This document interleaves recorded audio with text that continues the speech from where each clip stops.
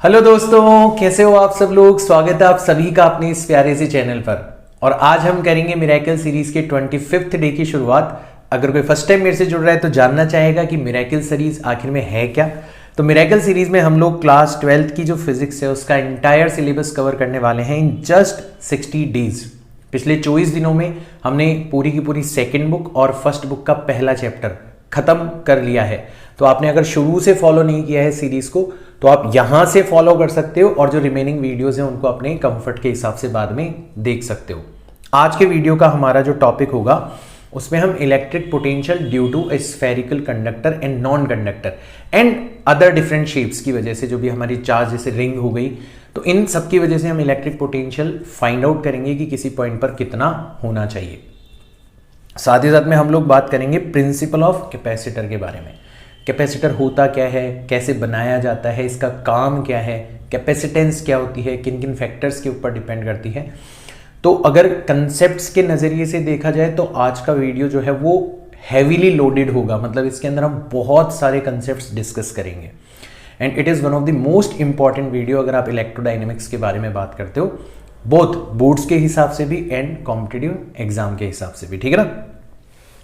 हमारी सीरीज का टारगेट क्या है, तो ये कोई एग्जाम स्पेसिफिक सीरीज नहीं है। इसके अंदर हम थोड़ा सा और डेप्थ में जाकर आपकी फियर ऑफ फिजिक्स को रिमूव करने की कोशिश कर रहे हैं, क्योंकि फिजिक्स के अंदर जो भी समस्याएं आप फेस करते हो ना, उन सबकी जो जड़ है वो है आपका फिजिक्स के प्रति डर। और अगर अगले 60 दिनों के अंदर मैंने उस डर को खत्म कर दिया तो आप इस सीरीज की मदद से बोर्ड्स भी फोड़ सकते हो, नीट का एग्जाम भी फोड़ सकते हो, जेईई मेंस का एग्जाम भी फोड़ सकते हो। आपको इसको किस एग्जाम के लिए यूज करना है वो टोटली आपके ऊपर डिपेंड करता है। मेरा काम है आपके फिजिक्स के डर को दूर करना। तो इंट्रोडक्शन के लिए काफी कुछ बता दिया है मैंने मिरेकल सीरीज के। अब हम बात करते हैं हमारे मेन टॉपिक के बारे में, राइट। तो सबसे पहले हम देखेंगे electric potential due to a charged ring. बहुत सिंपल सा केस है। देखो, इलेक्ट्रिक पोटेंशियल जो है ना वो एक स्केलर क्वांटिटी है, तो इसके अंदर हमें कॉम्प्लिकेटेड वेक्टर सम करने की जरूरत नहीं है। तो हम क्या करेंगे, हमारी जो चार्ज रिंग है उसको छोटे छोटे छोटे छोटे छोटे छोटे पार्ट्स में डिवाइड करेंगे, हर एलिमेंट की वजह से पोटेंशियल निकालेंगे और सभी एलिमेंट्स के पोटेंशियल को सिंपली सम कर देंगे। इतना सा काम हमें करना है। चलो तो करते हैं, शुरुआत करते हैं, ठीक है ना। तो ये हमें एक चार्ज रिंग दे रखी है और ये इसका एक्सिस है। इसके सेंटर से एक्सिस पर x डिस्टेंस पर जो पॉइंट है उस पॉइंट पर हमें पोटेंशियल फाइंड आउट करना है। तो हमने हमारी चार्ज रिंग को छोटे छोटे टुकड़ों में डिवाइड कर लिया और एक ऐसा ही टुकड़ा है जिसका चार्ज है dq, टॉप मोस्ट पॉइंट है हमारी रिंग का। हम उसकी वजह से पहले पोटेंशियल निकालते हैं हमारे गिवन पॉइंट पर। तो अगर हमें इस टुकड़े की वजह से इस पॉइंट पर पोटेंशियल निकालना है तो हमें ये डिस्टेंस चाहिए रहेगी, और ये वाली जो डिस्टेंस है वो हम पाइथागोरस थ्योरम से निकाल सकते हैं। ये r है, ये x है, तो ये वाली डिस्टेंस हो जानी चाहिए √r² प्लस x²। तो potential due to charge dq, ये जो छोटा सा टुकड़ा हमने लिया है इसकी वजह से इस पॉइंट पर पोटेंशियल कितना होगा, तो हमारे एक पॉइंट चार्ज की वजह से किसी डिस्टेंस r पर जो पोटेंशियल होता है वो होता है k times charge divided by distance. तो यहाँ पर हमारा पोटेंशियल हो जाएगा k टाइम्स चार्ज है dq और डिस्टेंस कितनी है √r² प्लस x²। अब आप देखोगे कि आप एलिमेंट कहीं भी ले लो ना, तो r चेंज होने वाला है ना x चेंज होने वाला है और k तो वैसे भी कांस्टेंट है। तो बेसिकली जब आप ऐसे ही छोटे छोटे छोटे छोटे छोटे टुकड़ों की वजह से पोटेंशियल निकालोगे और उन सबका सम करोगे तो आप नेट चार्ज को ऐड कर रहे होंगे। आप इंटीग्रेशन जिसका कर रहे होंगे वो किसका कर रहे होंगे, dq का। तो dq का इंटीग्रेशन कितना हो जाएगा, capital Q। Capital Q is nothing but the overall charge on this ring. तो आपका potential due to whole ring, पूरी की पूरी रिंग की वजह से जो पोटेंशियल होगा वो कितना हो जाएगा, तो वो हो जाएगा k times total charge divided by √r² plus x²। तो यहाँ पे हमें इलेक्ट्रिक फील्ड की तरह कोई वेक्टर सम करने की जरूरत नहीं है, कंपोनेंट्स वगैरह लेने की जरूरत नहीं है, क्योंकि हमारा पोटेंशियल जो है वो एक स्केलर क्वांटिटी, काम थोड़ा आसान है, ठीक है ना। तो इसको आप ऐसे भी याद रख सकते हो k times q divided bye √r² plus x², या फिर इसको लेमडा की फॉर्म में भी याद रख सकते हो, क्योंकि कई बार जो लीनियर चार्ज डेंसिटी होती है ना वो हमें दे दी जाती है बजाय नेट चार्ज के।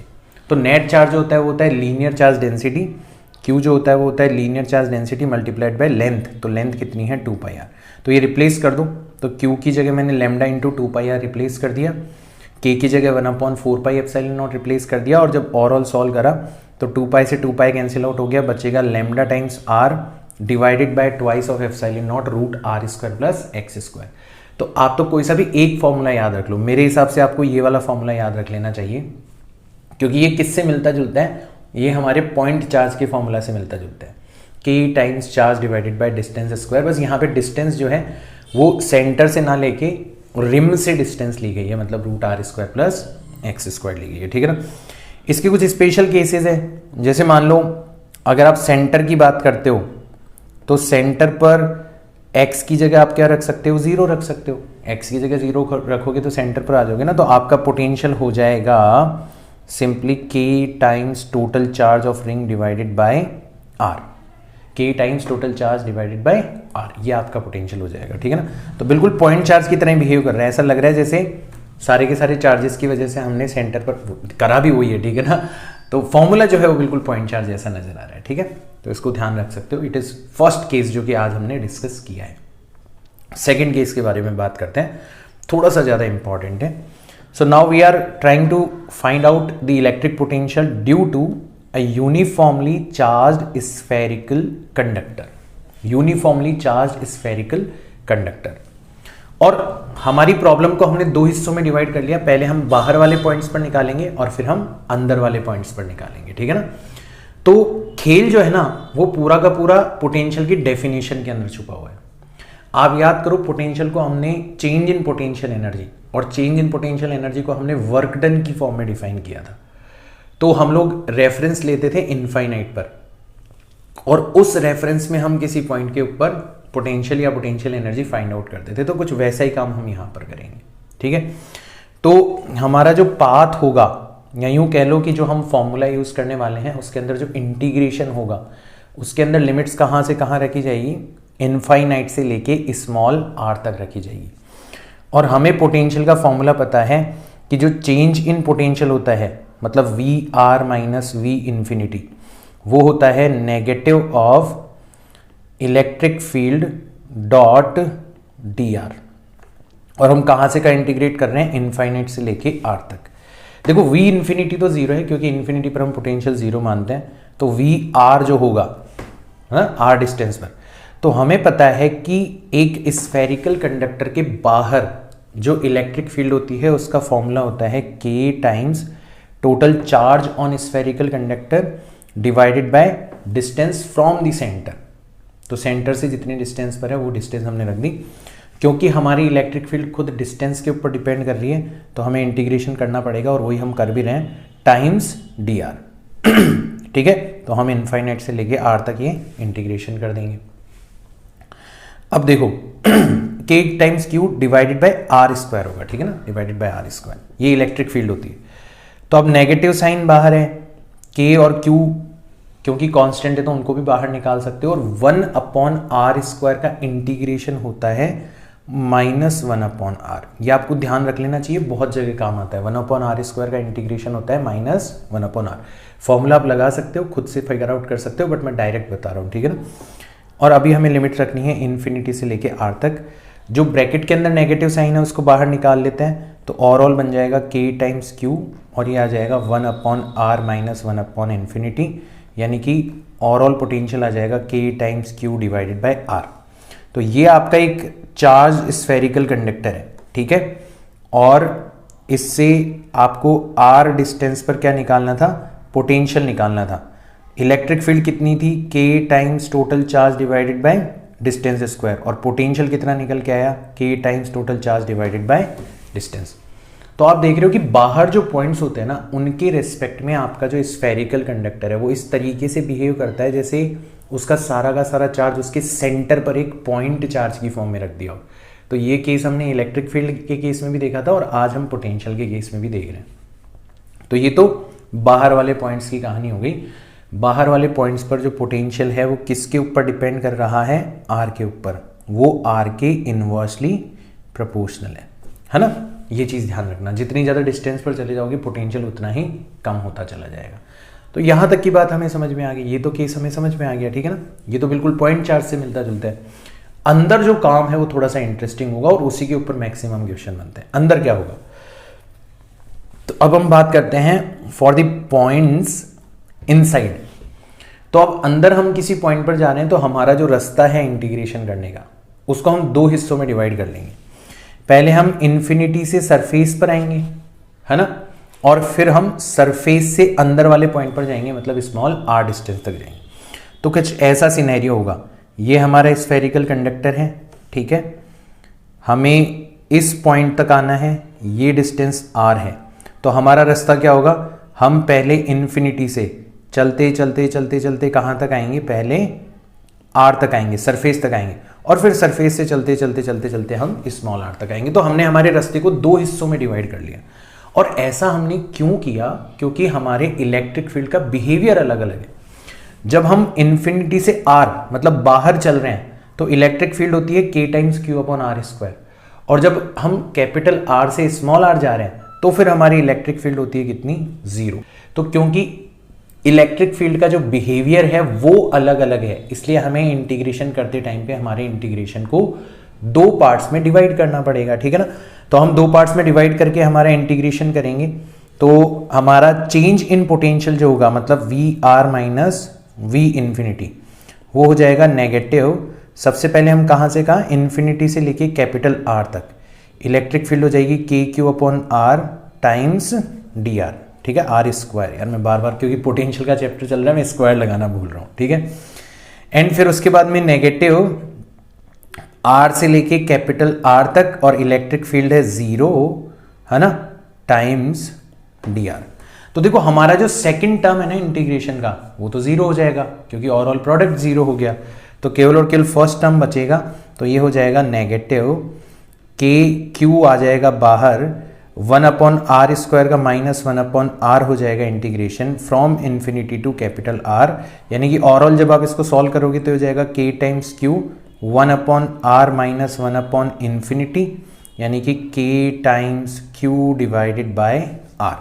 तो आप देख रहे हो कि पोटेंशियल अंदर वाले किसी भी पॉइंट पर स्मॉल r के ऊपर डिपेंड ही नहीं कर रहा, हर जगह सेम है।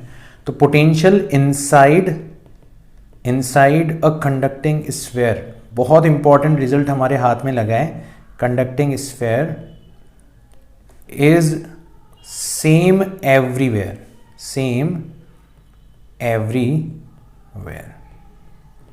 and is equals to the potential at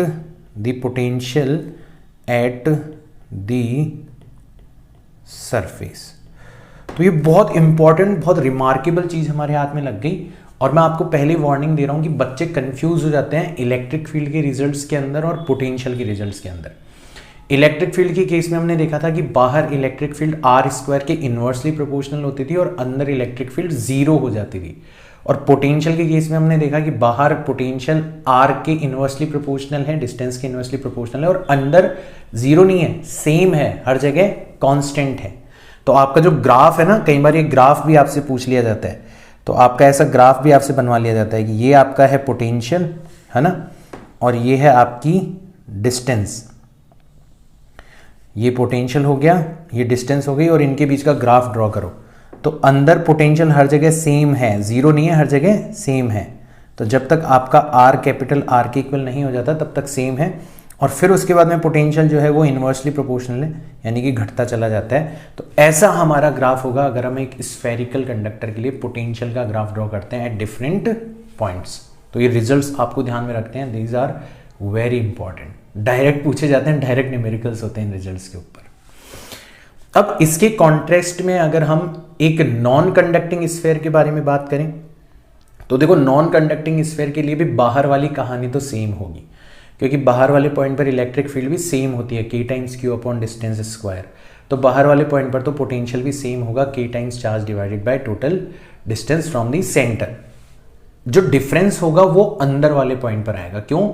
क्योंकि एक कंडक्टिंग स्फीयर के अंदर इलेक्ट्रिक फील्ड जीरो होती है, जबकि एक नॉन कंडक्टिंग स्फीयर के अंदर इलेक्ट्रिक फील्ड जो है वो सेंटर से डिस्टेंस के डायरेक्टली प्रोपोर्शनल होती है। तो अगेन हमारे इंटीग्रेशन को हम दो रस्तों में डिवाइड करेंगे। पहले हम आएंगे इनफाइनाइट से लेके आर तक, जहां पर हमारी इलेक्ट्रिक फील्ड हो जाएगी K Q upon R square, और फिर हम आएंगे कैपिटल आर से स्मॉल आर तक, जहां पर हमारी इलेक्ट्रिक फील्ड जो है वो आर के डायरेक्टली प्रोपोर्शनल होगी। तो उसको हम रो आर अपॉन 3 एप्सिलॉन नॉट भी लिख सकते हैं अगर हम चार्ज डेंसिटी की फॉर्म में लिखे तो, और के Q R divided by capital R cube भी लिख सकते हैं अगर अपन नेट चार्ज की फॉर्म में लिखे तो हम जो नेट चार्ज वाली फॉर्म है उसको यूज करते हैं, क्योंकि हमारा ऊपर वाला जो इलेक्ट्रिक फील्ड का रिजल्ट है वो भी नेट चार्ज की फॉर्म में लिखा हुआ है। तो हमारा जो चेंज इन पोटेंशियल हो जाएगा, ठीक है ना, V R minus V infinity हो जाएगा नेगेटिव ऑफ, ठीक है, पहले हम आएंगे इन्फिनिटी से लेके कैपिटल आर तक K Q upon R square times D R, फिर नेगेटिव, फिर आएंगे अपन कैपिटल आर से स्मॉल आर तक, and that would be K Q R divided by R cube times D R. अब हम क्या करेंगे, इसका इंटीग्रेशन करेंगे। तो पहले वाला जो केस है उसमें माइनस बाहर है, के क्यू को भी बाहर ले लो, और 1 अपॉन आर स्क्वायर का इंटीग्रेशन हो जाएगा -1 अपॉन आर, और इन्फिनिटी से आर तक आपको लिमिट्स रखनी है। दूसरे वाले केस में माइनस के क्यू अपॉन आर क्यूब, इसको बाहर ले लो, बचेगा अंदर आर, और आर का इंटीग्रेशन होता है आर स्क्वायर डिवाइडेड बाय 2, और लिमिट्स रखनी है हमें कैपिटल आर से लेके स्मॉल आर तक। तो इसको अब थोड़ा सा केयरफुली अपन सॉल्व करेंगे। देखो पहले वाला रिजल्ट सॉल्व करते हैं, तो हम ब्रैकेट के अंदर से नेगेटिव साइन को बाहर निकाल लेंगे तो ओवरऑल रिजल्ट पॉजिटिव हो जाएगा, ठीक है। तो ये हो जाएगा k times Q 1 upon R minus 1 upon infinity, और दूसरे वाले केस में हम देखते हैं माइनस के क्यू अपॉन आर क्यूब, पहले अपन अपर लिमिट रखेंगे तो आर स्क्वायर, और फिर लोअर लिमिट रखेंगे तो capital R square divided by 2, ऐसा कुछ हमारा रिजल्ट आ जाना चाहिए, ठीक है। अब देखो इसको थोड़ा सा रीअरेंज करते हैं। तो पहले वाला जो हमारा सम है वो तो बन रहा है K Q divided by are, है ना, 1 अपॉन इन्फिनिटी की वैल्यू 0 हो गई, और दूसरा जो हमारा सम है वो बन रहा है K Q small R square divided by 2 R cube, है ना, और माइनस माइनस प्लस हो जाएगा K times Q, R square से आर क्यूब कैंसिल आउट हो जाएगा, ठीक है ना। जब आप इसको इससे मल्टीप्लाई करोगे तो नेगेटिव नेगेटिव प्लस हो गया, के क्यू आर स्क्वायर से आर क्यूब कैंसिल आउट हो जाएगा, तो ओवरऑल बचेगा आपका के क्यू डिवाइडेड बाय 2 आर। तो देखो ये जो के क्यू बाय आर है और ये जो के क्यू बाय 2 आर है, ये दोनों ऐड हो जाएंगे। कितने हो जाएंगे ये दोनों ऐड होके 3/2 के क्यू अपॉन आर हो जाएंगे, और माइनस के अंदर बचा हुआ है K Q times R square divided by 2 R Q. तो इस रिजल्ट को मैं थोड़ा सा ऐसे लिख सकता हूं, मैं के क्यू डिवाइडेड बाय 2 आर, ठीक है, K Q divided by 2 are, इसको मैं बाहर ले लेता हूं, या 2 आर क्यूब को मैं बाहर ले लेता हूं एक बार के लिए, ठीक है ना, 2 आर क्यूब को मैं बाहर ले लेता हूं। तो अंदर कितना बचेगा, देखो मैंने k कॉमन ले लिया, मैंने q कॉमन ले लिया, मैंने 2 कॉमन ले लिया, और मैंने r क्यूब कॉमन लिया है, तो पक्का यहां पर r स्क्वायर बचेगा, क्योंकि r क्यूब बनाने के लिए नीचे r स्क्वायर और ऊपर r स्क्वायर से मल्टीप्लाई करना पड़ेगा। ये r क्यूब तो बाहर चला जाएगा, तो बचेगा r स्क्वायर, 3r स्क्वायर बचेगा, ठीक है ना। तो ये कैलकुलेशन आप भी वेरीफाई कर लेना, बचेगा 3r स्क्वायर, और के क्यू अपॉन 2 आर क्यूब अगर मैंने दूसरे वाले टर्म में से बाहर निकाल लिया तो वहां पर बचेगा माइनस का 2 आर स्क्वायर, ठीक है। तो कुछ इस तरीके से हमारा रिजल्ट हम फाइंड आउट कर सकते हैं, जो कि हमारे K Q divided by 2 R cube times 3r square minus 2r square के इक्वल होगा। एक बहुत रिमार्केबल रिजल्ट है कि अगर आप सेंटर के ऊपर इसकी वैल्यू फाइंड आउट करोगे, सेंटर का मतलब है स्मॉल आर की वैल्यू 0 रखना, ठीक है। तो अगर आप सेंटर पर बात करते हो, तो स्मॉल आर की वैल्यू 0 रख दो, तो पोटेंशियल एट सेंटर जो होगा वो कितना आ जाएगा, वो आ जाएगा, जैसे स्मॉल आर की जगह 0 रखोगे तो ये आ जाएगा 3/2 के क्यू अपॉन आर। यानी कि 3/2 times potential at the surface. तो ये बहुत सही चीज हमारे हाथ में लग गई कि एक जो नॉन कंडक्टिंग स्फेरिकल कंडक्टर होता है उसके अंदर पोटेंशियल जो है वो कांस्टेंट नहीं होता, तो कंडक्टर से तो डिफरेंट हो गया। इनफैक्ट उसके अंदर जब आप जाते हो तो पोटेंशियल बढ़ता है, पोटेंशियल बढ़ता है आपका, ठीक है ना। और बढ़ते बढ़ते बढ़ते बढ़ते सेंटर पर वो मैक्सिमम होता है, ध्यान रखना सेंटर पर मैक्सिमम होता है, सरफेस के कंपैरिजन में 1.5 गुना ज्यादा होता है। तो सरफेस के कंपैरिजन में 1.5 गुना ज्यादा होता है, ये आपको ध्यान रखना है। तो आपका इसका जो ग्राफ होता है ना वो कुछ इस तरीके से आता है। अगर आप इसका ग्राफ ड्रॉ करोगे तो ये हमारा पोटेंशियल है ना, और ये है हमारी डिस्टेंस। तो ये हो गया पोटेंशियल, ये हो गई हमारी डिस्टेंस। तो इसका ग्राफ कैसे बनेगा, सेंटर पर हाईएस्ट होगा, फिर डिक्रीज होगा कुछ इस तरीके से, ठीक है। और यहाँ के बाद में आपका कर्व जो है ऐसा कॉन्वेक्स हो जाएगा, कॉनकेव हो जाएगा, ठीक है ना। ये जो पॉइंट है it is called point of inflection. इसके बारे में कभी बाद में पढ़ेंगे, अभी तो ज़रूरी नहीं है। तो capital R is equal to R। तो यहाँ पर आपका जो पोटेंशियल है वो KQ/R है, और यहाँ पर पोटेंशियल आपका 3/2 KQ/R है। तो सरफेस के कंपैरिजन में सेंटर पर पोटेंशियल जो होता है वो 3/2 टाइम्स होता है for a non conducting sphere. तो डिफरेंस ध्यान रखना कंडक्टिंग स्फेयर का और नॉन कंडक्टिंग स्फेयर का। रिजल्ट्स अगर आपको याद रह जाए तो बहुत ही अच्छी बात है, बहुत अच्छी बात है, ठीक है ना। तो ये हमने कुछ केसेस देखे थे जहां पर हमें डिफरेंट चीज़ों की वजह से पोटेंशियल निकाला है, ठीक है ना। पॉइंट चार्ज हमें पता पड़ गया, डायपोल हमें पता पड़ गया, रिंग हमें पता पड़ गया, conducting sphere, non conducting sphere, तो बहुत सारी चीज़ें पता पड़ गई। तो अब हमारे लिए डे टू डे लाइफ में जो भी क्वेश्चंस के अंदर ऑब्जेक्ट दिए जाएंगे तो वो नॉन ऑब्जेक्ट होंगे, उनकी वजह से हम पोटेंशियल निकाल सकते हैं आसानी से। छोटे छोटे पॉइंट्स ध्यान रखना, ठीक है ना। उनको भूल जाओगे तो गलती कर दोगे, बस वो गलती मत करना, ठीक है। तो ये नॉन स्फेरिकल नॉन कंडक्टर के बारे में हमने बात कर ली। तो अब देखो ये जो हमने नॉन कंडक्टिंग स्फेयर के बारे में बात करी ना, it is not that much important, because मतलब एनसीईआरटी के अंदर भी इसके ऊपर कोई ज़्यादा फोकस नहीं दिया गया है, और कॉम्पिटिटिव एग्जाम के सिलेबस में भी इसको इतना ज़्यादा गहराई से इंक्लूड नहीं किया गया है। ज़्यादा इंपॉर्टेंट जो है ना वो है हमारे कंडक्टिंग स्फेयर या फिर कंडक्टिंग सरफेस या फिर कंडक्टिंग बॉडीज। तो हमने पिछले चैप्टर में और इस चैप्टर में जो भी कुछ कंडक्टर के बारे में पढ़ा है ना उसको हम एक बार समराइज कर लेते हैं। क्यों समराइज कर लेते हैं, क्योंकि हम आगे जाके जिस डिवाइस के बारे में पढ़ने वाले हैं it is made of conductor. तो हमें कंडक्टर के बारे में कुछ इंपॉर्टेंट पॉइंट जो हैं वो ऑलरेडी हाथ लग चुके हैं, उनको हमें एक बार वापस से क्या कर लेना चाहिए, रिवाइज कर लेना चाहिए। सो अगर हम इलेक्ट्रोस्टैटिक कंडीशन में कंडक्टर की प्रॉपर्टीज के बारे में बात करें, स्टैटिक चार्ज की कंडीशन में, ठीक है ना, तो हमने पहला पॉइंट नोटिस करा है कि inside a conductor electric field is 0। Last chapter में देखा था कि कंडक्टर के अंदर जो इलेक्ट्रिक फील्ड होती है वो 0 होती है, ठीक है ना। Inside a cavity of a conductor field is 0। This is very important. भाई कंडक्टर आपका मान लो पूरा का पूरा सॉलिड है तो भी उसके अंदर इलेक्ट्रिक फील्ड 0 होगी, और उसके अंदर अगर कोई केविटी बनी हुई है, केविटी का मतलब है कि उसका कुछ हिस्सा गायब है, ऐसी कुछ स्ट्रक्चर है आपकी, ठीक है ना। तो जैसे ये तो हो गया कंडक्टर, ठीक है, और इसका कुछ हिस्सा आपने बाहर निकाल लिया, ये वाला हिस्सा आपने बाहर निकाल लिया, है ना।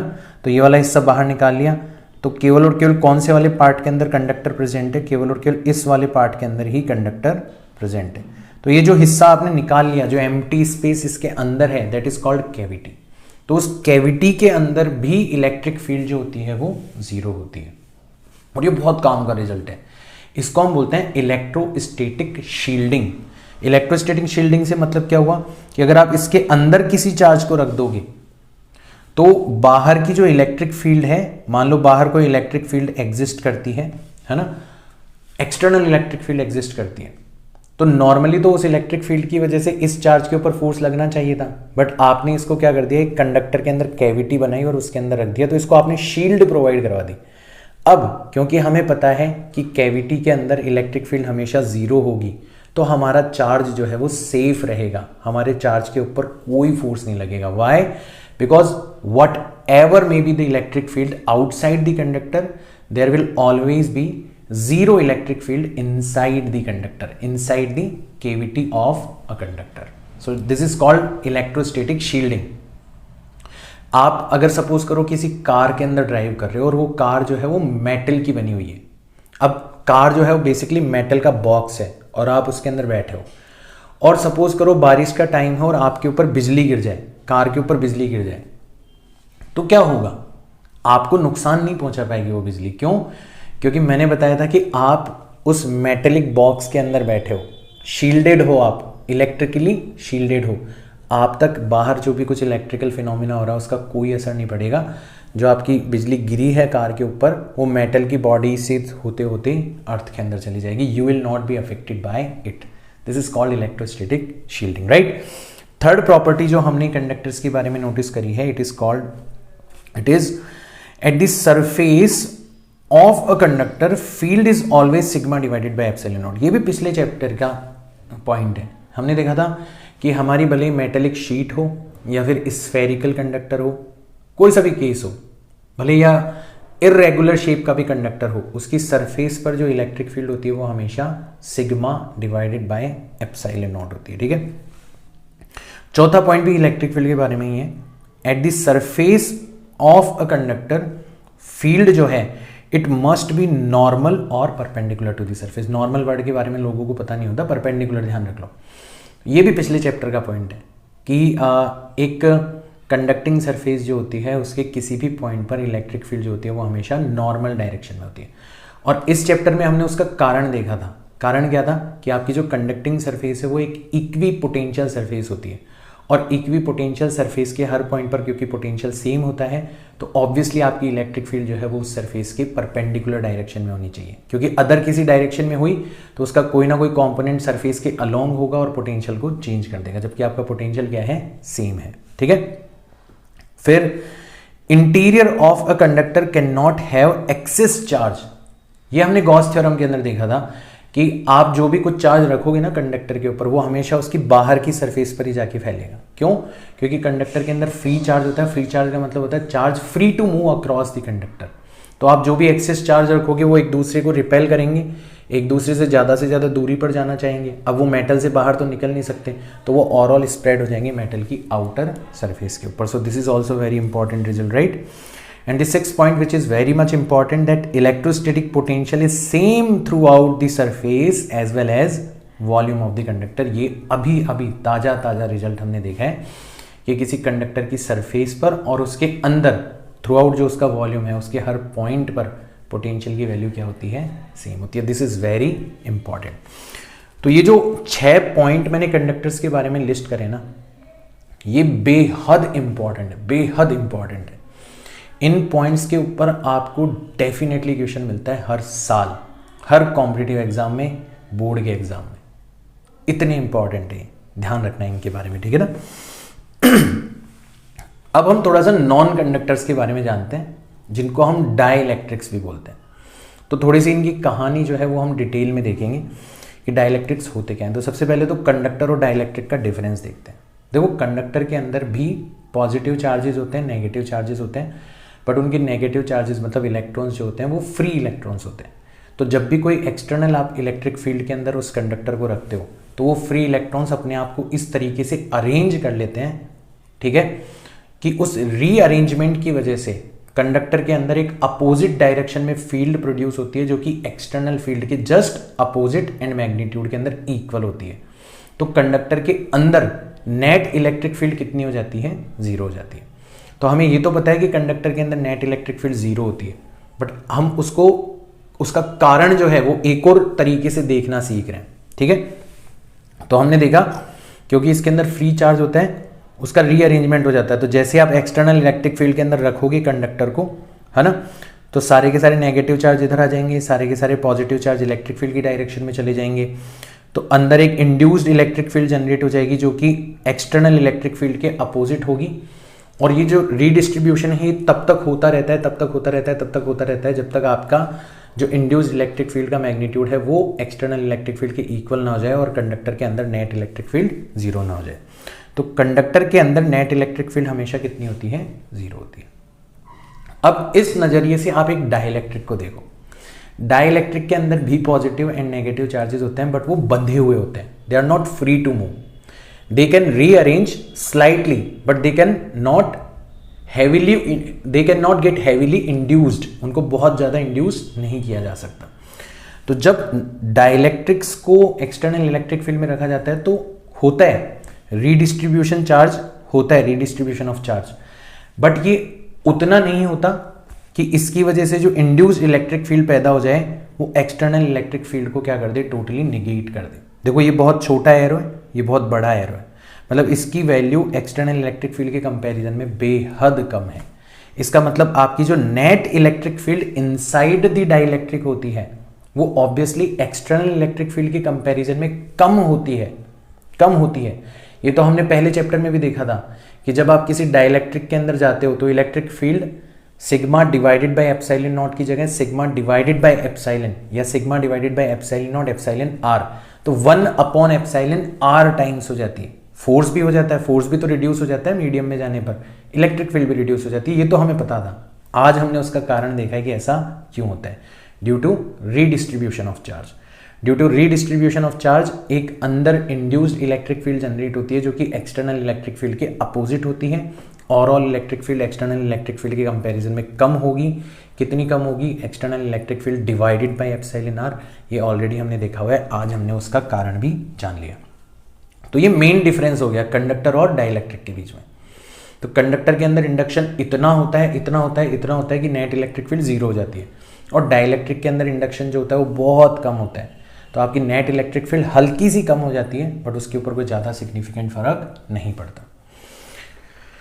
तो हमारे जो डाइलेक्ट्रिक्स हैं वो भी दो वैरायटी में पाए जाते हैं, ठीक है। जो पहली कैटेगरी के डाइलेक्ट्रिक्स हैं उनको बोलते हैं अपन non polar. Non polar, non polar का मतलब क्या होता है, जिनके अंदर पोल्स ना हो, है ना, जिनके अंदर पॉजिटिव और नेगेटिव चार्ज के जो सेंटर्स है वो एक दूसरे से कोइंसाइड करें, मतलब कोई डाइपोल मोमेंट नहीं होना चाहिए। तो जैसे H2 हो गया, है ना, जैसे CO2 हो गया, ये हमने ऑलरेडी डिस्कस कर रखा है कि CO2 का डाइपोल मोमेंट जीरो क्यों होता है, क्योंकि इसके अंदर दो डाइपोल्स होते हैं और दोनों का डाइपोल मोमेंट एग्जैक्टली एक दूसरे के इक्वल एंड अपोजिट होता है, तो नेट डाइपोल मोमेंट कितना हो जाता है, जीरो हो जाता है। तो नॉन पोलर डाइलेक्ट्रिक्स वो डाइलेक्ट्रिक्स हैं जिनके हर मॉलिक्यूल का नेट डाइपोल मोमेंट कितना होता है, जीरो होता है, ठीक है। तो ये तो नॉन पोलर की डेफिनेशन हो गई। नॉन पोलर की डेफिनेशन हो गई, ईच मॉलिक्यूल, ये पहले भी डिस्कस कर चुके हैं हम, ठीक है, has zero zero dipole moment, है ना। और पोलर का मतलब क्या हो गया, पोलर का मतलब क्या हो गया, each molecule has finite dipole moment, ठीक है, कुछ ना कुछ डाइपोल मोमेंट होता है। जैसे HCl हो गया, जैसे NaCl हो गया, जैसे H2 हो गया।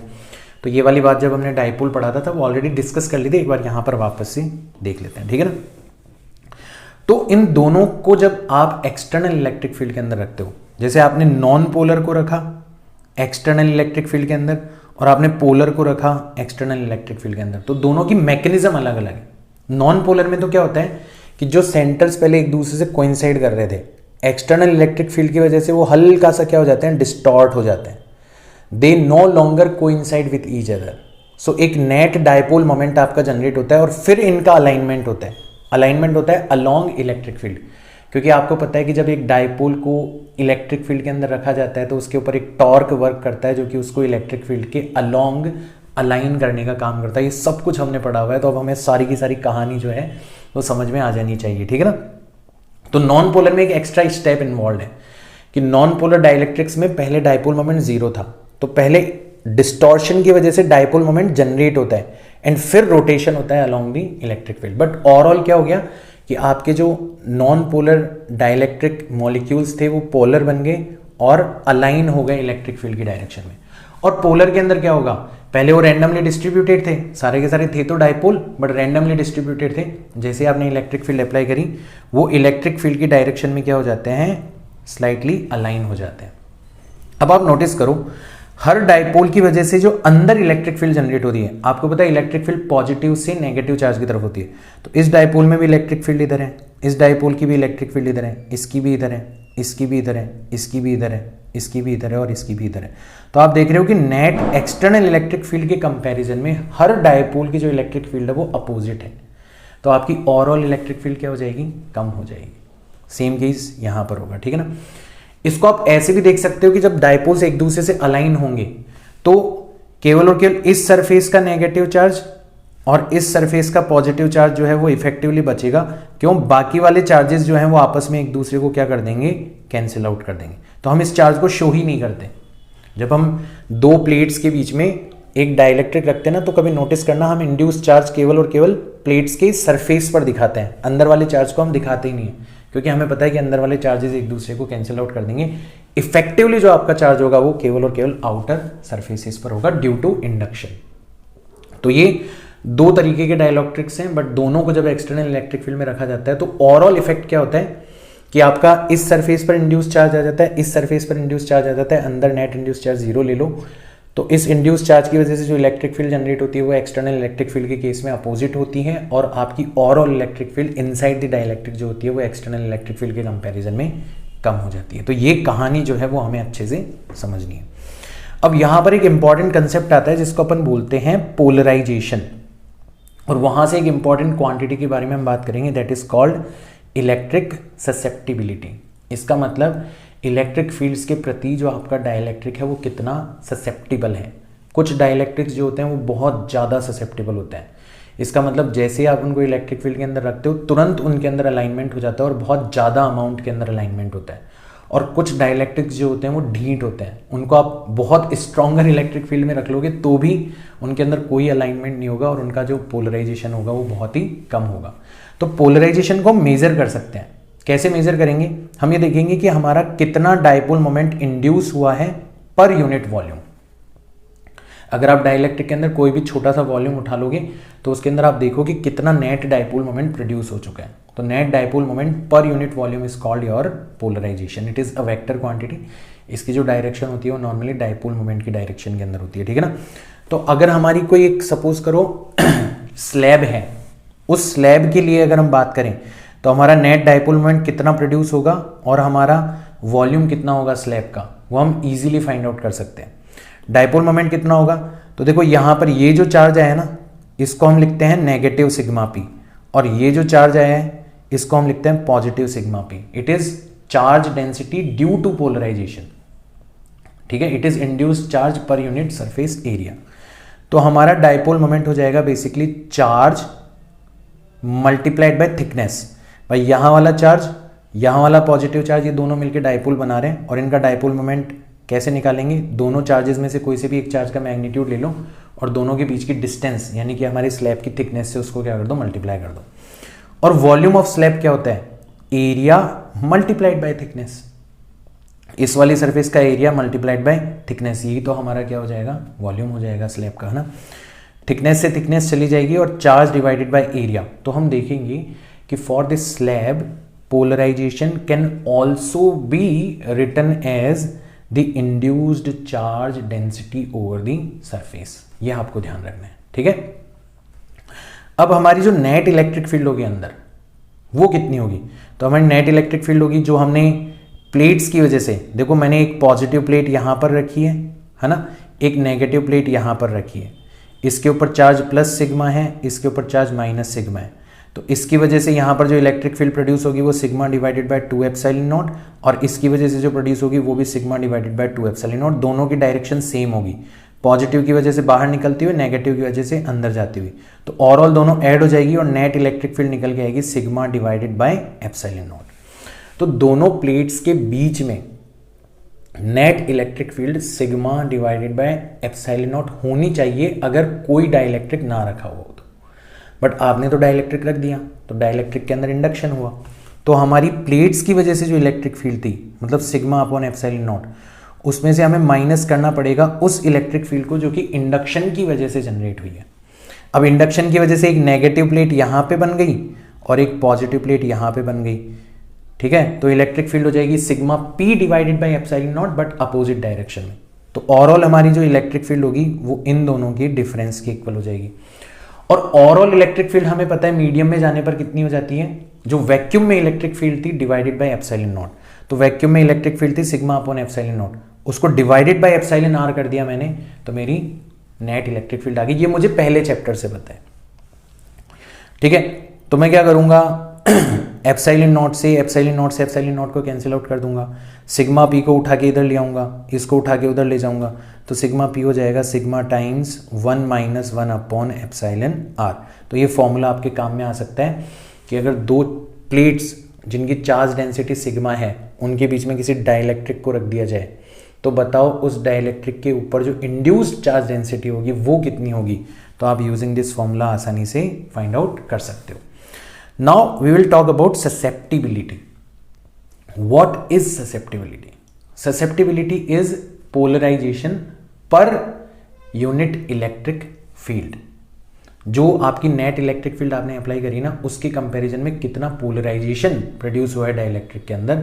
क्योंकि अगर आप बहुत कम इलेक्ट्रिक फील्ड अप्लाई कर रहे हो और फिर भी बहुत ज़्यादा पोलराइजेशन हो रहा है, इसका मतलब आपका मटेरियल बहुत ज़्यादा ससेप्टिबल है, बहुत ज़्यादा सेंसिटिव है। और अगर आप बहुत स्ट्रॉन्ग इलेक्ट्रिक फील्ड अप्लाई कर रहे हो बट फिर भी बहुत कम पोलराइजेशन प्रोड्यूस हो रहा है, इसका मतलब आपका जो मटेरियल है वो very less sensitive, very less susceptible है टुवर्ड्स इलेक्ट्रिक फील्ड। सो ससेप्टिबिलिटी, इसको हम XE भी पढ़ सकते हैं, वैसे इसका रियल प्रोनाउंसिएशन जाय है, जाय ई बोला जाता है, ग्रीक लेटर है, राइट, ठीक है ना। जाय बोलते हैं, साय बोलते हैं, ठीक है ना, प्रोनाउंसिएशन के ऊपर डिपेंड करता है। तो it is polarization divided by net electric field. अभी हमने देखा था स्लैब के लिए पोलराइजेशन सिग्मा पी लिखा जा सकता है और नेट इलेक्ट्रिक फील्ड होती है sigma divided by epsilon naught times epsilon R. तो ये बन जाएगा sigma P divided by sigma times epsilon not epsilon R, और sigma P divided by sigma जो होगा वो इस ब्रैकेट के इक्वल हो जाएगा 1 - 1 अपॉन एप्सिलॉन आर। तो sigma P divided by sigma की जगह तो मैंने रख दिया 1 - 1 upon epsilon R times epsilon not epsilon R. और जब मल्टीप्लाई करेंगे तो एप्सिलॉन नॉट को बाहर रख लो, इसको यहाँ पर मल्टीप्लाई करोगे तो as it is epsilon R आ जाएगा, और इसको इधर से मल्टीप्लाई करोगे तो ये कैंसिल आउट हो जाएंगे, कितना आ जाएगा, 1 आ जाएगा। तो हमारी जो ससेप्टिबिलिटी होती है उसका फॉर्मूला हमारे पास में आ चुका है, and it is only dependent on the dielectric constant of the medium, है ना। तो both susceptibility as well as dielectric constant are the characteristic properties of medium, उसका और किसी चीज से कोई लेना देना नहीं है। आपको अगर डाइलेक्ट्रिक कांस्टेंट दे रखा है तो आप ससेप्टिबिलिटी फाइंड आउट कर सकते हो, और अगर आपको ससेप्टिबिलिटी दे रखी है तो आप डाइलेक्ट्रिक कांस्टेंट फाइंड आउट कर सकते हो यूजिंग दिस फॉर्मूला। सो ये भी हमारे लिए जानना बहुत इंपॉर्टेंट था। क्योंकि हमने आज तक पढ़ा ही था कि एक डाइलेक्ट्रिक के अंदर जाने पर फोर्स कम हो जाता है, इलेक्ट्रिक फील्ड कम हो जाती है। आज हमने जाना कि वो कम क्यों हो जाती है, आज हमने जाना वो कितनी कम हो जाती है, आज हमने जाना वो किन किन फैक्टर्स के ऊपर डिपेंड करती है। So this discussion was very much awaited and very much important for your understanding of dielectrics. I hope आपको ये चीज़ें समझ में आई होगी। इसको दोबारा से देखना, क्योंकि अंडरस्टैंडिंग जो है वो बहुत ज़रूरी है जब भी टाइम मिले तब, ठीक है ना। अब अपन बात करते हैं हमारे मेन टॉपिक के बारे में, जिसके लिए हमने ये सब चीज़ें तैयार करी है। हमने कंडक्टर के बारे में पढ़ा, हमने डाइलेक्ट्रिक के बारे में पढ़ा, क्यों, ताकि हम कैपेसिटर के बारे में जान सकें। So now what is capacitor? सबसे पहला सवाल है what is a capacitor. So a capacitor is a system of two conductors.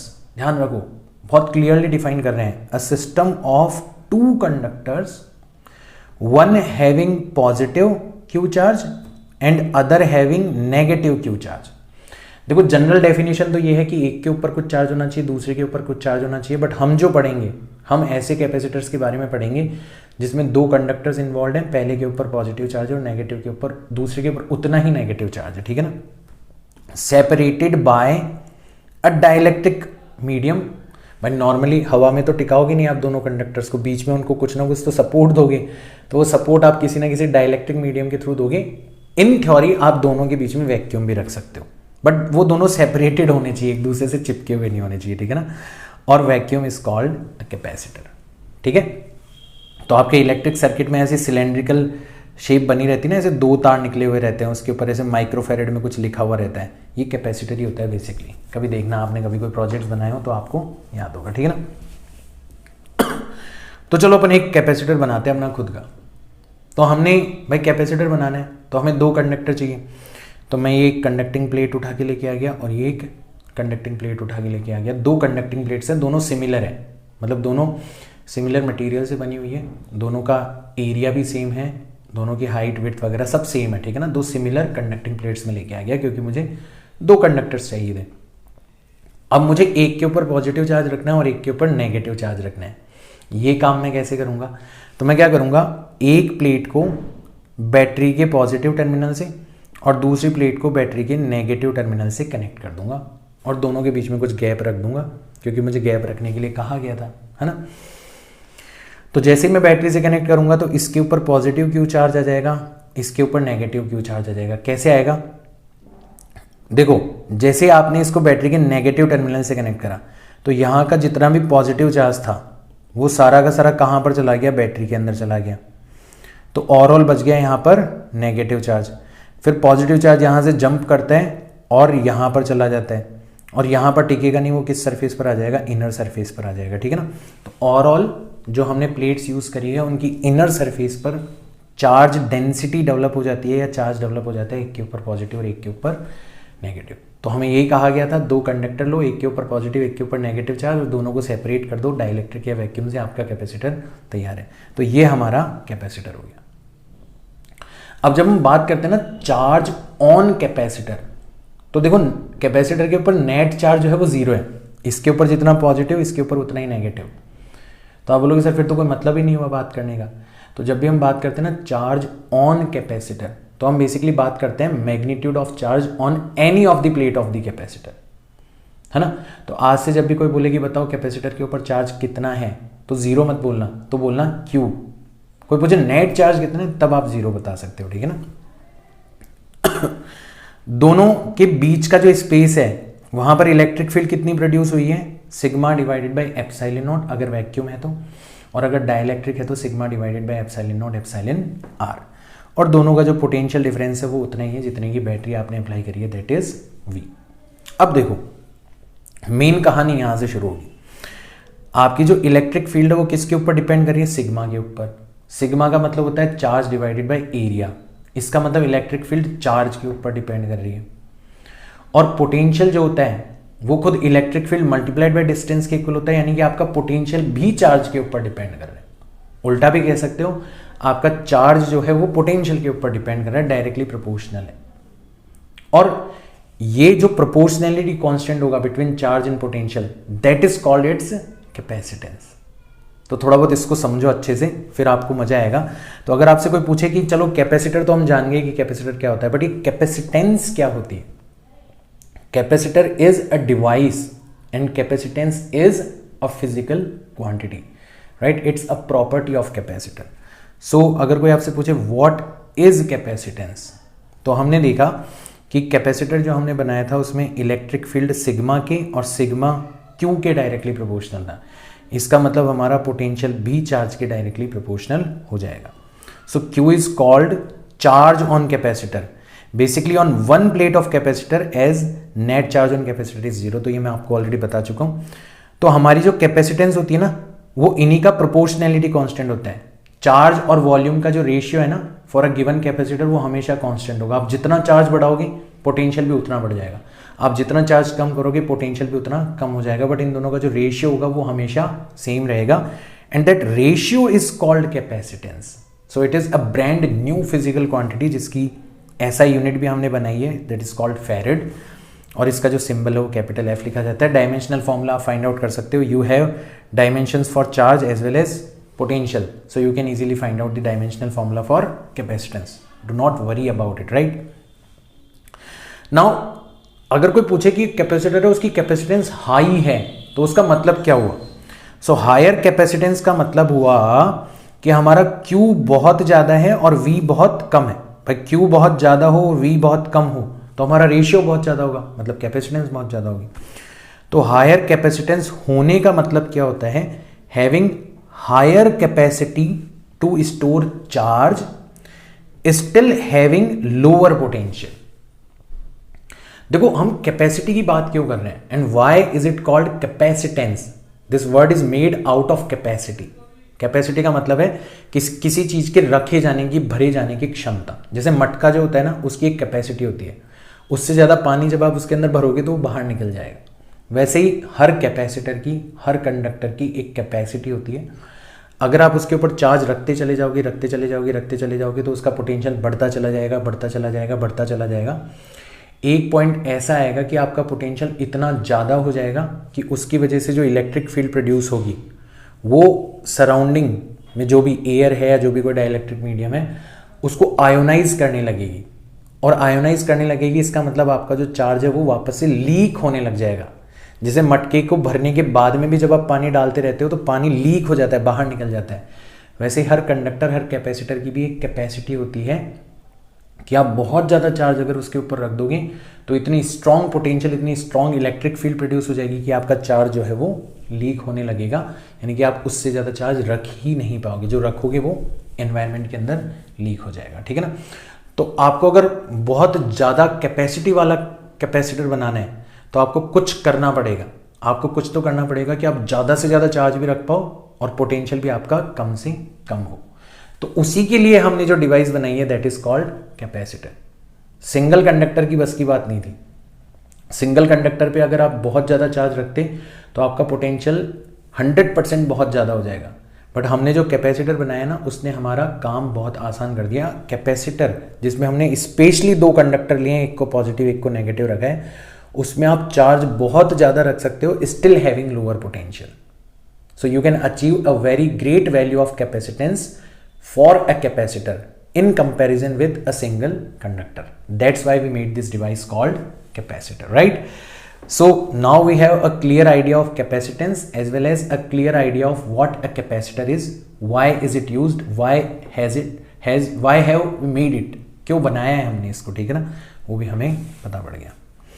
तो अब हम बात करते हैं हमारे उन फैक्टर्स के बारे में जो हमारी कैपेसिटेंस को अफेक्ट करते हैं। भाई हम इंटरेस्टेड है ना, हम ज़्यादा से ज़्यादा कैपेसिटेंस बनाना चाहते हैं, तो कुछ कुछ फैक्टर्स होंगे जो कि कैपेसिटर को, ऑब्वियसली चार्ज और वोल्टेज जो है उन दोनों का तो रेशियो है, तो उन दोनों के ऊपर तो कैपेसिटेंस कभी भी डिपेंड नहीं करेगी।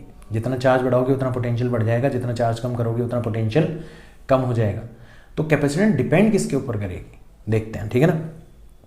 तो हम क्या करते हैं, एक पैरेलल प्लेट कैपेसिटर लेते हैं जो कि हम पिछले डायग्राम में बना रहे थे, और उसकी कैपेसिटेंस फाइंड आउट करते हैं। तो हमने देखा था कि हमारी इलेक्ट्रिक फील्ड थी सिग्मा अपॉन 2 एप्सिलॉन नॉट दोनों प्लेट्स के बीच में। तो हमारा पोटेंशियल डिफरेंस हो जाएगा E multiplied by D. D is separation between plate, तो E की जगह मैंने रख दिया sigma upon epsilon naught times D, और सिग्मा की जगह मैं रख सकता हूँ Q upon A divided by epsilon naught times D, पहले से रखा हुआ है। तो मेरा जो कैपेसिटेंस है वो जाएगा charge divided by potential. Charge तो Q है, पोटेंशियल अभी अभी मैंने निकाला था Q times D divided by A epsilon not. तो Q से Q कट गया, ओवरऑल जो मेरी कैपेसिटेंस निकल के आई वो कितनी निकल के आई, A epsilon not divided by D, अगर दोनों प्लेट्स के बीच में वैक्यूम है तो। और अगर मान लो दोनों प्लेट्स के बीच में आपने डाइलेक्ट्रिक भर दिया है ना, तो हमारी electric field sigma upon epsilon not की बजाय sigma upon epsilon not epsilon R हो जाएगी, है ना, 1 अपॉन एप्सिलॉन आर टाइम्स हो जाएगी वैक्यूम के कंपैरिजन में। तो हमारा पोटेंशियल भी 1 अपॉन एप्सिलॉन आर टाइम्स हो जाएगा वैक्यूम के कंपैरिजन में। तो हमारी जो कैपेसिटेंस है, क्योंकि वो वॉल्यूम वोल्टेज की, नॉट वॉल्यूम यार, वोल्टेज, ठीक है ना, तो क्योंकि हमारी जो कैपेसिटर है वो वोल्टेज के इन्वर्सली प्रोपोर्शनल है, तो voltage 1 upon epsilon R times हो गया, तो कैपेसिटेंस टाइम्स एप्सिलॉन आर हो जानी चाहिए। आप रख के भी देख लो वैल्यूज वगैरह, तो हमारी कैपेसिटेंस हो जाएगी A epsilon not upon D, जो कि वैक्यूम में थी, टाइम्स एप्सिलॉन आर। तो हमने यहां से इस बात को पकड़ लिया कि एक कैपेसिटर की दोनों प्लेट्स के बीच में अगर आप डाइलेक्ट्रिक भर देते हो तो कैपेसिटेंस बढ़ जाती है। कितने गुना हो जाती है, एप्सिलॉन आर गुना हो जाती है। जैसे मैं आपसे बोलूं कि एक कैपेसिटर है, उसकी कैपेसिटेंस 10 फैरेड है, उसके अंदर एक आपने डाइलेक्ट्रिक भरा जिसका डाइलेक्ट्रिक कांस्टेंट 4 है, तो बताओ जो अब कैपेसिटर बना डाइलेक्ट्रिक भरने के बाद में उसकी कैपेसिटेंस कितनी होगी। तो जब वैक्यूम था तब 10 थी, आपने 4 डाइलेक्ट्रिक कांस्टेंट वाला डाइलेक्ट्रिक भर दिया, तो हमारी नई कैपेसिटेंस जो है वो बढ़ जाएगी, एप्सिलॉन आर टाइम्स हो जाएगी, मतलब 4 टाइम्स हो जाएगी, मतलब 40 फैरेड हो जाएगी। कुछ इस तरीके के सवाल जो है वो आपको डायरेक्ट पूछे जा सकते हैं, ठीक है ना। तो हमने देखा कि हमारी कैपेसिटेंस जो है वो 3 फैक्टर्स के ऊपर डिपेंड कर रही है।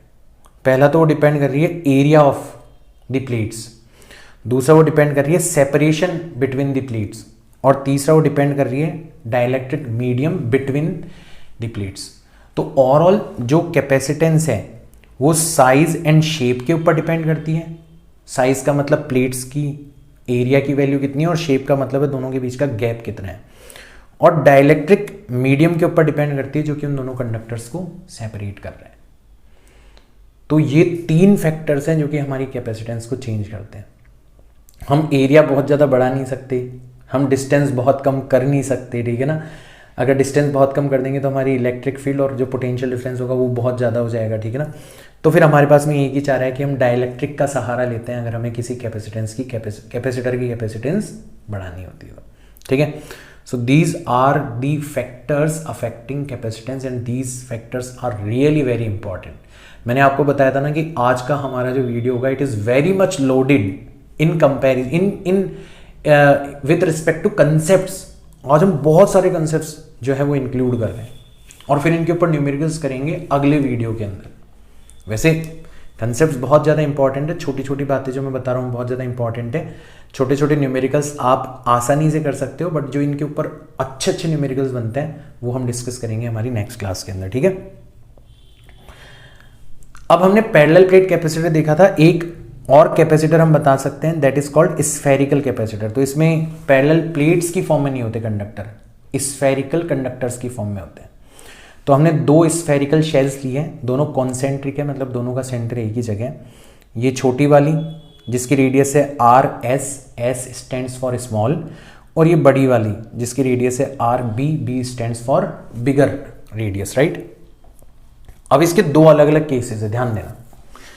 हमने बाहर वाला जो कंडक्टर है ना, बाहर वाला जो स्फेयर है उसको हमने अर्थ कर दिया। अब अर्थ करने का मतलब क्या होता है, इसमें बच्चे बहुत ज़्यादा कंफ्यूज रहते हैं। कई लोगों को लगता है कि अर्थ करने पर चार्ज जो है वो सारा का सारा अर्थ के अंदर चला जाता है, दैट इज ट्रू, बट इसका मतलब ये नहीं है कि कंडक्टर के ऊपर चार्ज ही नहीं रहेगा। तो असली मायनों में अर्थ करने का मतलब ये है कि जिस कंडक्टिंग सरफेस को आपने अर्थ कर दिया उसका पोटेंशियल कितना हो जाना चाहिए, 0 हो जाना चाहिए। असली मायनों में अर्थ ये, चार्ज हो सकता है बट पोटेंशियल कितना हो जाना चाहिए, 0 हो जाना चाहिए। तो हमने बाहर वाले कंडक्टर को अर्थ कर दिया, अभी हम देखेंगे इसका पोटेंशियल देखना 0 हो जाएगा। और हमने अंदर वाले कंडक्टर पर पॉजिटिव क्यू चार्ज रखा, देखो रख दिया हमने पॉजिटिव क्यू चार्ज। अच्छा, अंदर वाले कंडक्टर पर हमने पॉजिटिव क्यू चार्ज रखा, तो जो बाहर वाला कंडक्टर है उसकी इनर सरफेस जो होगी उस पर इंडक्शन की वजह से कितना चार्ज आ जाएगा, नेगेटिव क्यू चार्ज आ जाएगा। जो फ्री इलेक्ट्रॉन्स होंगे वो अट्रैक्ट होकर अंदर की तरफ आ जाएंगे ना। तो हमारी कंडीशन मैच कर गई, यहाँ पे एक पॉजिटिवली चार्ज कंडक्टर है, एक नेगेटिवली चार्ज कंडक्टर है, और दोनों के बीच में कुछ सेपरेशन है ना। उस सेपरेशन को हम चाहें तो एक डाइलेक्ट्रिक मीडियम से भर सकते हैं जिसका डाइलेक्ट्रिक कांस्टेंट एप्सिलॉन आर है। तो अगर कोई पूछे हमसे कि बताओ पोटेंशियल एट आउटर सरफेस कितना होगा, तो आउटर सरफेस के इस पॉइंट पर इसकी वजह से भी पोटेंशियल आएगा और खुद इस वाले कंडक्टर की वजह से भी पोटेंशियल आएगा। तो सबसे पहले तो इस वाले की वजह से देखते हैं, तो इसके सेंटर से ये वाला जो पॉइंट है वो कितनी डिस्टेंस पर है, आरबी पर। तो जो छोटा वाला स्फेयर है उसकी वजह से बड़े वाले स्फेयर की सरफेस पर जो पोटेंशियल आएगा वो कितना आएगा, k टाइम्स चार्ज ऑन छोटा sphere that is positive q divided by distance from the centre that is rb। और खुद बड़े वाले जो कंडक्टर है उसकी वजह से भी पोटेंशियल आएगा, बट क्योंकि बड़े वाले के ऊपर नेगेटिव चार्ज है तो उसका पोटेंशियल नेगेटिव होगा, negative k times q divided bye rb, उसकी खुद की रेडियस rb है। आप देखोगे ये दोनों कैंसिल आउट हो जाएंगे और आपका पोटेंशियल कितना आ जाएगा, 0। तो ये होता है अर्थ होने का मतलब। जब किसी कंडक्टर को आप अर्थ कर देते हो तो उसका नेट पोटेंशियल कितना हो जाता है, 0 हो जाता है। जैसे हमने यहाँ पर देखा कि आउटर कंडक्टर को हमने अर्थ करा है तो उसका जो नेट पोटेंशियल है वो कितना हो गया, 0 हो गया। अच्छा, अंदर वाले के ऊपर इनर स्फेयर के ऊपर देखते हैं पोटेंशियल कितना होगा। तो इनर स्फेयर के ऊपर एक तो खुद की वजह से पोटेंशियल होगा k q डिवाइडेड बाय खुद की रेडियस, और एक आउटर स्फेयर की वजह से होगा। अब हमने देखा था कि एक कंडक्टर की वजह से अंदर वाले पॉइंट्स पर जो पोटेंशियल होता है वो सरफेस पर जो पोटेंशियल है उसी के इक्वल होगा। तो सरफेस पर पोटेंशियल था माइनस के क्यू अपॉन आर बी, तो अंदर वाले पॉइंट्स पर भी कितना होगा, माइनस के क्यू अपॉन आर बी। इसको मत भूल जाना, ठीक है ना। तो आपका ओवरऑल पोटेंशियल हो जाएगा K टाइम्स Q, एलसीएम लोगे तो RB minus RS divided by RB times RS, ठीक है। तो आप पोटेंशियल डिफरेंस निकाल सकते हो दोनों कंडक्टर्स का, जो कि इतना आ जाएगा, है ना। इसके पोटेंशियल में से इसके पोटेंशियल को माइनस कर देना, है ना। तो आप कैपेसिटेंस निकाल सकते हो, that is net charge divided by potential difference between conductors, यानी कि नेट चार्ज डिवाइडेड बाय के Q times RB minus RS divided by RB RS। Q से Q कैंसिल आउट हो गया, K की जगह आप 1/4 पाई एप्सिलॉन नॉट रखोगे तो 4 पाई एप्सिलॉन नॉट ऊपर चला जाएगा, तो ये हो जाएगा 4 pi epsilon not epsilon R अगर कोई मीडियम भरा हुआ है तो, times RB times RS divided by RB minus RS। So this is the formula for capacitance for spherical capacitor, right. तो जब आपसे बोला जाए कि एक स्फेरिकल कैपेसिटर आपको दिया हुआ है तो आपको यही चीज माननी है कि बाहर वाला कंडक्टर अर्थ है और अंदर वाले कंडक्टर के ऊपर पॉजिटिव चार्ज रखा हुआ है। इसका एक और वेरिएशन पूछा जा सकता है, उसके बारे में भी हम लोग बात करेंगे, बट पहले एक इंपॉर्टेंट फैक्ट के बारे में बात करते हैं। आपका सवाल मेरे से ये हो सकता है कि सर क्या जरूरी है कि कैपेसिटर होने के लिए दो कंडक्टर होना जरूरी है क्या सिंगल कंडक्टर जो है वो कैपेसिटर की तरह बिहेव नहीं कर सकता? So can a single conductor be considered a capacitor? तो कर तो सकता है, लेकिन हमने डेफिनेशन के अंदर लिख दिया है कि भाई साहब दो कंडक्टर होने चाहिए, तो अब हमें कुछ जुगाड़ लगाना पड़ेगा ताकि दोनों चीजें एक दूसरे से एग्री कर जाए। तो सिंगल कंडक्टर के केस में हम लोग क्या मानते हैं कि जो हमारा दूसरा वाला कंडक्टर है वो इन्फिनिटी पर है। देखो डेफिनेशन में हमने दो कंडक्टर बोल दिया तो हमने मानना तो पड़ेगा, लेकिन सिंगल कंडक्टर के केस में हमने दूसरे को कहां पे मान लिया? अनंत पर, इनफाइनाइट पर मान लिया, तो हमारी दोनों चीजें एक दूसरे से एग्री कर गई, ये भी खुश ये भी खुश, ठीक है ना। तो yes we can consider a single conductor as capacitor, but in that case the other conductor is assumed to be at infinity. मतलब जो आउटर स्फेयर है वो हमने कहां पर मान लिया? अब इन्फिनिटी पर मान लिया, उसकी रेडियस कितनी हो गई? इन्फिनिटी हो गई। तो अब आप आसानी से capacitance of a single spherical conductor निकाल सकते हो। आपको इस RB को क्या मानना पड़ेगा? इन्फिनिटी मानना पड़ेगा। तो आप क्या करो, न्यूमरेटर और डिनोमिनेटर जो है उसको RB से डिवाइड कर दो, तो ऊपर तो बच जाएगा 4 pi epsilon not epsilon R times RS, और नीचे बन जाएगा 1 minus RS divided by RB। और ऐसा हमने क्यों किया? क्योंकि हम RB की जगह इनफाइनाइट रखने वाले हैं, और अगर RB इनफाइनाइट है तो RS अपॉन RB जो होगा वो कितना हो जाएगा? 0। एक छोटे नंबर को एक बहुत बड़े नंबर से डिवाइड कर रहे हो तो ऑब्वियसली रिजल्ट कितना आएगा? 0। तो एक सिंगल कंडक्टर की जो कैपेसिटेंस है, एक सिंगल स्फेरिकल कंडक्टर की जो कैपेसिटेंस है वो होती है 4 pi epsilon not epsilon R times its radius. तो ध्यान दो, एक सिंगल स्फेरिकल कंडक्टर की जो कैपेसिटेंस है वो केवल और केवल उसकी साइज, उसकी रेडियस के ऊपर डिपेंड करती है। अब हमारी जो अर्थ है, it is also a kind of conductor with having a huge radius. अब क्योंकि अर्थ एक बहुत बड़ा कंडक्टर है, स्फेरिकल कंडक्टर है जिसकी रेडियस बहुत ज़्यादा है, तो सोचो उसकी कैपेसिटेंस भी बहुत ज़्यादा होगी, उसकी कैपेसिटेंस भी बहुत ज़्यादा होगी। और इसीलिए हम अर्थिंग करते हैं ताकि जितना भी चार्ज है वो अर्थ जैसी कैपेसिटी वाले कंडक्टर के पास में चला जाए, ठीक है ना। So we can see bigger the sphere, है ना, जितना बड़ा होगा हमारा spherical conductor, we can see bigger the sphere higher the capacitance. Like a very good example is our mother earth, ठीक है। इसलिए हम करते हैं अर्थिंग। भाई जब हम अर्थिंग करते हैं तो क्यों एक्सेस चार्ज होता है वो बह के अर्थ के पास में चला जाता है? क्योंकि धरती माता की जो कैपेसिटी है वो बहुत ज़्यादा है। कारण आपको पता पड़ गया क्यों। हालांकि हमने इसका कबड़ा कर दिया है, like not in the context of earthing, but आप देखते हो ना अपने चारों तरफ हम इंसानों ने अर्थ का क्या कबड़ा कर रखा है, जबकि इतना काम आती है अर्थ हमारे, ठीक है। खैर वो अलग टॉपिक है। तो अब हम बात करते हैं हमारे दूसरे कंडीशन का। तो अब की बार हमने क्या करा, हमारा जो इनर स्फेयर है उसको अर्थ कर दिया और आउटर स्फेयर के ऊपर हमने चार्ज दिया, उल्टा केस। तो इनर को तो हमने अर्थ कर दिया और आउटर के ऊपर हमने चार्ज क्यू रखा है। अब देखो क्या होगा, जब आप इनर को अर्थ करोगे ना तो भी इसके ऊपर कुछ चार्ज इंड्यूस होगा, ठीक है। अच्छा, जितना चार्ज इंड्यूस होगा, मान लो माइनस क्यू डैश इंड्यूस हो गया, तो इसके कंपैरिजन में अंदर वाली सरफेस पर टोटल चार्ज कितना होना चाहिए? Q dash. क्योंकि जो आपका बाहर वाला कंडक्टर है उस कंडक्टर की जो थिकनेस होगी उस थिकनेस के अंदर इलेक्ट्रिक फील्ड जीरो होनी चाहिए।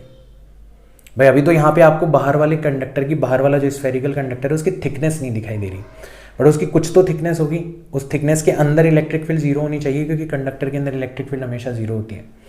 यानी कि आपका नेट एनक्लोज चार्ज जीरो होना चाहिए। तो वो केवल और केवल तब होगा जब इसके ऊपर जितना चार्ज है और इसकी इनर सरफेस के ऊपर जितना चार्ज है वो आपस में क्या हो, सेम हो।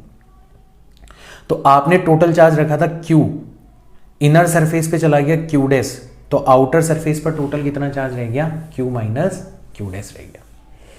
अब देखो मैंने आपको पहले भी बताया था अर्थ करने का मतलब होता है पोटेंशियल का जीरो हो जाना। एक बार चेक करते हैं कि हमने छोटे वाले स्फीयर को अर्थ करें, क्या उसकी सरफेस पर पोटेंशियल जीरो है या नहीं, चेक करते हैं।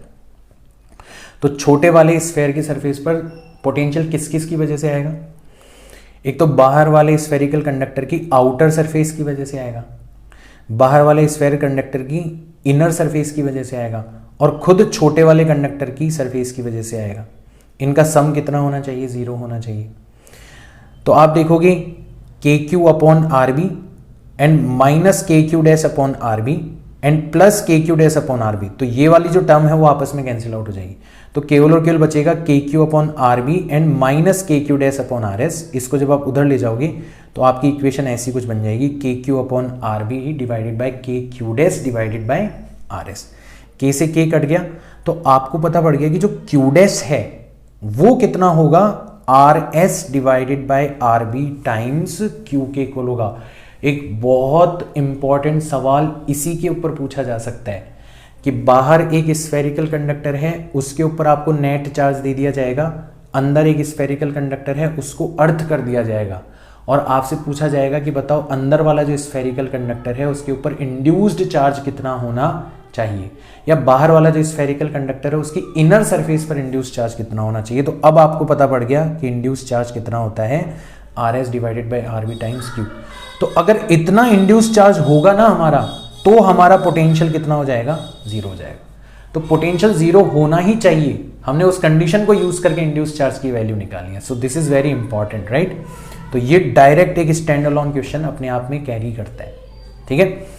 अच्छा, हमारी जो नेट कैपेसिटेंस होगी, तो अब हमारा यहां पर जो अरेंजमेंट है ना उसके अंदर एक तो बन रहा है कैपेसिटर। देखो कैपेसिटर की डेफिनेशन क्या होती थी, दो कंडक्टर, एक के ऊपर पॉजिटिव चार्ज एक के ऊपर नेगेटिव चार्ज। तो एक तो हमारा कैपेसिटर बन रहा है, ठीक है, स्फेरिकल कैपेसिटर बन रहा है हैविंग चार्ज Q डैश, है ना। और अगर आप इसकी आउटर सरफेस को कंसिडर करोगे तो वो बन रहा है एक सिंगल कंडक्टर। अब सिंगल कंडक्टर की भी कैपेसिटेंस होती है, हमें पता है ऑलरेडी, ठीक है ना। तो बेसिकली हमारी जो नेट कैपेसिटेंस होगी वो इन दोनों के ओवरऑल सम के इक्वल होगी। किन दोनों की, capacitance of spherical capacitor having charge Q dash and capacitance of a single conductor having radius RB। और दोनों का फॉर्मूला हमें पता है। कैपेसिटर का फॉर्मूला तो होता है 4 pi epsilon not RB times RS divided by RB minus RS। और जो बड़ा वाला कंडक्टर है अगर उसको स्टैंड अलोन कंसिडर करोगे तो उसकी कैपेसिटेंस हो जाएगी 4 pi epsilon naught times RB। और जब आप LCM लेके ओवरऑल ऐड करोगे तो आपका फॉर्मूला आएगा 4 pi epsilon not RB square divided bye RB minus RS। It is completely different. जो हमने देखा था आउटर को अर्थ करने पर फॉर्मूला आया था, उसके कंपैरिजन में दिस इज कंप्लीटली डिफरेंट। ध्यान रखना है आपको, कंफ्यूज मत हो जाना इन सब चीज़ों के अंदर। और एक एक चीज़ आपको समझ में आनी चाहिए, क्यों डिफरेंस आया, है ना, अर्थ करने का मतलब क्या होता है। ये छोटी छोटी बातें ना, ये इतनी इंपॉर्टेंट है बच्चों। आप पूछ के देखना, ये किसी को नहीं पता होती, किसी को नहीं, टीचर्स को भी नहीं पता होती, ठीक है ना। तो आपको कंफ्यूज नहीं होना है, ध्यान रखना, because these are the concepts जिनको कॉम्पिटिटिव एग्जाम्स के अंदर टारगेट किया जाता है, क्योंकि पता है कि यहाँ पर है वीकनेस पढ़ने वालों की भी और पढ़ाने वालों की भी। तो ऐसी चीजें टारगेट करी जाती है अच्छे क्वेश्चंस बनाने के लिए, ठीक है। चलो अब हम फटाफट से बात करते हैं हमारे नेक्स्ट टॉपिक की, जिसमें हम एनर्जी के बारे में बात करेंगे स्टोर्ड इन कैपेसिटर। हमने देखा था कि जब कैपेसिटर को हम चार्ज करते हैं तो उनकी दोनों की प्लेट्स के बीच में इलेक्ट्रिक फील्ड प्रोड्यूस हो जाती है। अब electric field is nothing but a kind of energy, है ना। आप जब इलेक्ट्रिक फील्ड में किसी चार्ज को रखते हो तो उसके ऊपर फोर्स लगने लगता है, वर्क होने लगता है। तो ये क्यों हुआ, क्योंकि इलेक्ट्रिक फील्ड की फॉर्म में हमारी एनर्जी प्रेजेंट होती है। तो एक बहुत अच्छी चीज़ हम देखते हैं यार इलेक्ट्रिक फील्ड की फॉर्म में जो एनर्जी होती है वो कितनी होती है, ये देखते हैं हम, ठीक है ना। तो अब अच्छा मौका आ गया, हमारे पास में कैपेसिटर है, हमें पता है उसके अंदर कितनी इलेक्ट्रिक फील्ड प्रोड्यूस हो रही है, तो हम देख सकते हैं कि कितनी एनर्जी उसके अंदर प्रोड्यूस होगी, राइट। सो हम कैपेसिटर को चार्ज करने के दौरान किसी एक मोमेंट पर रुक के, भाई कैपेसिटर चार्ज हो रहा है, धीरे धीरे उसके ऊपर चार्ज इंक्रीज हो रहा है, तो हम उसको थोड़ा सा स्टॉप करके देखते हैं। तो किसी मोमेंट पर हमने देखा कि उसके ऊपर चार्ज Q ऑलरेडी आ चुका है, मतलब उसकी दोनों प्लेट्स के बीच का जो पोटेंशियल है वो कितना है, Q डिवाइडेड बाय C है, C इज दियर कैपेसिटेंस, है ना। अब हमने बिल्कुल हल्के से टाइम बाद में देखा, ये टाइम इतना कम है कि हमारा पोटेंशियल लगभग उतना ही रहा, Q अपॉन C ही रहा, बस हमारा चार्ज जो एक्स्ट्रा डेवलप हो गया, क्योंकि चार्जिंग हो रही है ना, कंटिन्यूसली चार्ज बढ़ रहा है, तो वो कितना हो गया, Q प्लस DQ चार्ज हो गया। तो ये जो DQ चार्ज एक्स्ट्रा आने की जो प्रोसेस है उसको हमने बिल्कुल स्लो मोशन पर देखा। पोटेंशियल कितना है, Q बाई C, और एक्स्ट्रा चार्ज हमने कितना ट्रांसफर करा है, DQ। तो हमारा change in potential energy of capacitor जो होगा वो कितना होगा, तो हमने देखा था कि यार चेंज इन पोटेंशियल एनर्जी होता है चार्ज टाइम्स पोटेंशियल। तो हमने कितना चार्ज ट्रांसफर किया है, DQ, कितने पोटेंशियल पर, Q बाय C पर। तो हमारी net potential energy stored in capacitor जो होगी, जब हमारा चार्ज 0 से कैपिटल Q तक जा रहा है, बिल्कुल चार्ज नहीं था और पूरा चार्ज हो गया, तो तब तक उस प्रोसेस में हमारी कितनी पोटेंशियल एनर्जी चेंज हो चुकी होगी, कितनी पोटेंशियल एनर्जी स्टोर हो चुकी होगी। तो ऑब्वियसली हमें इसका इंटीग्रेशन करना पड़ेगा फ्रॉम 0 टू कैपिटल Q, और जब हम इसका इंटीग्रेशन करेंगे तो हमारा फॉर्मूला आ जाएगा half Q square divided by C। You can write Q by C as V, so you can write this result as half Q square divided by C, or as half CV square, or as half Q times V, ठीक है। सो ये वाला जो formula है ना, half CV square, ये थोड़ा interesting है, क्यों, क्योंकि इसकी शक्ल जो है वो हाफ MV स्क्वायर से मैच कर रही है। M is nothing but inertia with respect to motion, तो यहां पर C is nothing but inertia with respect to electrostatics. जब आप किसी चीज को चार्ज करने की कोशिश करते हो, ठीक है, तो एक इंटरनल टेंडेंसी होती है उस चेंज इन चार्ज को रेजिस्ट करने की, और उस टेंडेंसी को हम किससे रिप्रेजेंट करते हैं, कैपेसिटेंस से रिप्रेजेंट करते हैं। जिसकी कैपेसिटेंस जितनी ज्यादा होगी उसके चार्ज को चेंज करना उतना ही ज़्यादा मुश्किल होगा, मतलब उसके ऊपर चार्ज बहुत ज़्यादा होगा तो उसको हटाना भी मुश्किल होगा, और बहुत कम होगा तो रखना भी बहुत मुश्किल होगा, ठीक है ना। और लिख सकते हैं हाफ Q टाइम्स V। तो तीनों फॉर्मूलाज हमें ध्यान रखने हैं। अगर सवाल Q और C की फॉर्म में हो तो ये वाला फॉर्मूला यूज़ करना है, C और V की फॉर्म में हो तो ये वाला फॉर्मूला यूज़ करना है, और Q और V की फॉर्म में हो तो ये वाला फॉर्मूला यूज़ करना है। मैं आपको नेक्स्ट वीडियो के अंदर बताऊंगा कि कैसे केवल और केवल डिफरेंट फॉर्मूलाज के ऊपर ही डिफरेंट तरीके के क्वेश्चन आ जाते हैं। कॉन्टेक्स्ट चेंज हुआ, फॉर्मूला चेंज हो जाएगा, क्वेश्चन इंटरेस्टिंग बन जाएगा। ये हम नेक्स्ट वीडियो के अंदर डिस्कस करेंगे, ठीक है ना। तो last but not the least कुछ इंपॉर्टेंट पॉइंट्स हम यहाँ पे पता कर लेते हैं about energy stored in capacitor. तो सबसे पहले तो हमने देखा कि यार during charging of capacitor through a battery, obviously battery के थ्रू चार्ज कर रहे हैं, ठीक है, जिसका पोटेंशियल डिफरेंस V था अक्रॉस इट्स इलेक्ट्रोड्स, उसकी जो दोनों इलेक्ट्रोड्स थे उसका पोटेंशियल डिफरेंस V था। फाइनली कैपेसिटर की प्लेट्स का पोटेंशियल डिफरेंस भी V हो गया, और उसके ऊपर इस प्रोसेस में कैपिटल Q चार्ज आ गया। तो बैटरी ने जो एनर्जी सप्लाई करी ना, देखो यहां पे हमें भ्रष्टाचार दिखाई देगा। बैटरी ने कितनी एनर्जी सप्लाई करी थी, QV। बैटरी ने कैपिटल Q चार्ज को ट्रांसफर किया है अपने थ्रू, तो बैटरी का पोटेंशियल तो हमेशा कांस्टेंट रहता है। Battery is nothing but a device to provide constant potential across its electrodes, है ना। तो बैटरी ने जो एनर्जी सप्लाई करी वो तो है charge multiplied bye it's potential, that is QV।